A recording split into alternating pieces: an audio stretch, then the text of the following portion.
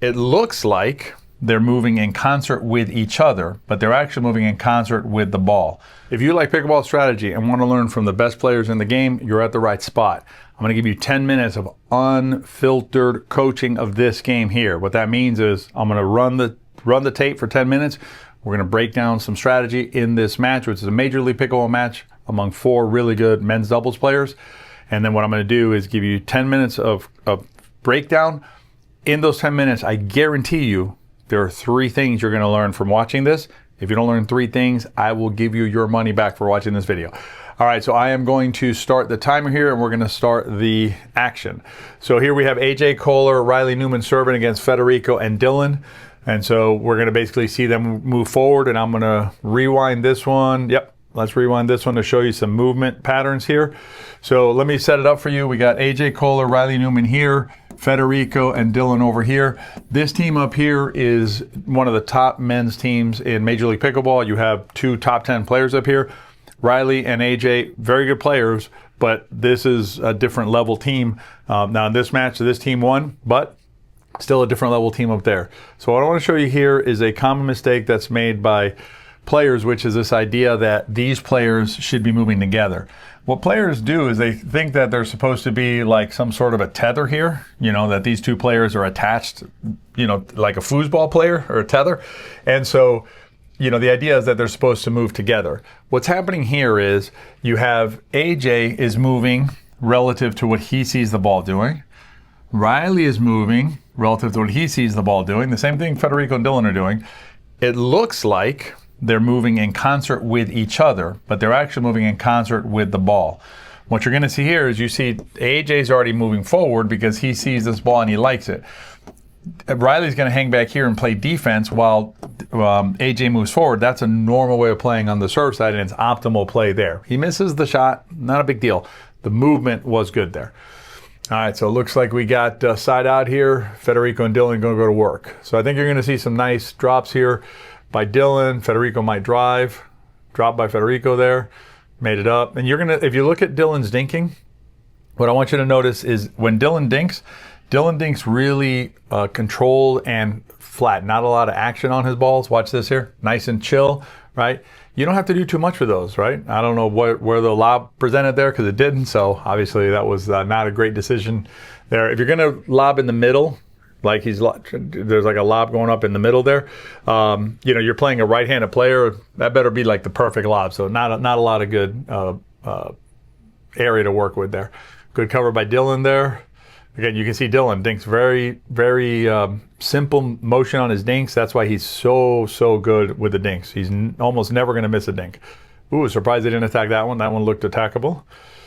I think, you know, right now you're looking at Federico and Dylan are going to be thinking that they're going to be able to out-dink AJ and Riley, right? Because, you know, they're a better grind team, if you will. They're going to be able to stay in this longer. But AJ and Riley are doing a really good job of staying in the grind there. And let me show you the flick and finish there.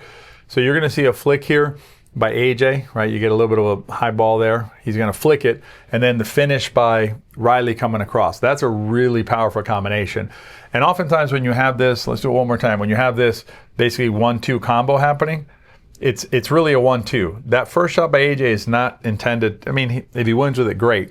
But they often understand that that ball's coming back. So the first one is a setup for the second one. Look at that sunscreen job by AJ. Phenomenal. So you see the start and then the finish there with Riley coming across. So really good stuff there. Excellent defense here. And this is where I think, you know, again, amateur players, we put so much emphasis on that kind of shot, right? Nothing wrong with it. But we lose sight of this. This is where the action is, right? Just putting the ball back in play and then letting your opponent make a mistake. Because even a player like Federico Staksrud, really good player, going to miss those kind of shots. You just got to put it back in again. All right, Riley and AJ serving in a stack here. See what happens. You got Federico and Dylan unwinding. It's dangerous to unwind sometimes, but against a team like Riley and AJ, they should be fine because AJ and Riley aren't known for their drives. And, you know, if you're playing Christian Alshon or Eric on scenes, you'd have to be more concerned about that. But, all right, so that was pretty standard play there. You know, they got the pop what they wanted there. Actually, not that the pop went the other way, but then good hands by Dylan. Actually, let me back that up a second. I want to show you something. This is something that Dylan's been working on, I believe. Let me show you this. So you're going to see him. So the ball goes high here, and Dylan's fading back a little bit here, right? That little fade back there, call it 2.5 feet there, gives him more time to react to this ball, right, coming in here. And so what happens is now he's able to get his paddle on it, and then Riley can't do much with it, and Federico cleans it. But that's, court positioning. So important. I think we're at 3 tips, but we're not going to stop. We're going to keep going there. I like the drive there by Riley on the short return on an unwind there. Now, I'm going to tell you guys what I see in terms of, I think, a mistake in dinking position by Federico and Dylan as this develops here. Not really crazy about that attack by Federico. I think he's trying to push a little bit, trying to do too much. If you're this team up here, my advice to this team up here would be you grind. You just grind. You don't have to go for things, do stuff. The team down here, Riley and AJ, right? They're the underdogs. They're the ones that have to make something happen or, stretch the action. If you're Federico and Dylan, you do not have to do that. What I'm going to suggest to you is an interesting situation for Dylan and Federico is most pro players really like to work in these zones primarily, right? They work in this zone here and they work in this zone here. Those are the preferred zones normally for dinking. Here's the thing. So if I go here with the ball, I got Riley's backhand. Riley likes attacking off the bounce. So the ball bounces here. Riley going to speed that up to Dylan. That can be complicated because that's a strength that Riley has. The ball here is problematic. AJ Koller, if you don't know, used to play hockey. I don't know if he played professional, but he's a very good hockey player.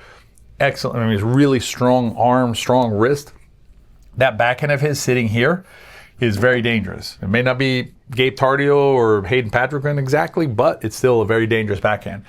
So you have, this area you have a potential problem, this area you have a potential problem. What I would do if I was Federico and Dylan is I would put, not 90%, but I put a lot of my dinks here. Well, not out, but here. This zone here to AJ's forehand, I think would be where I would target most of my dinks. And not that AJ's forehand dink is a bad dink, but you're less likely to have a flick attack because the reach is less on the forehand than the backhand.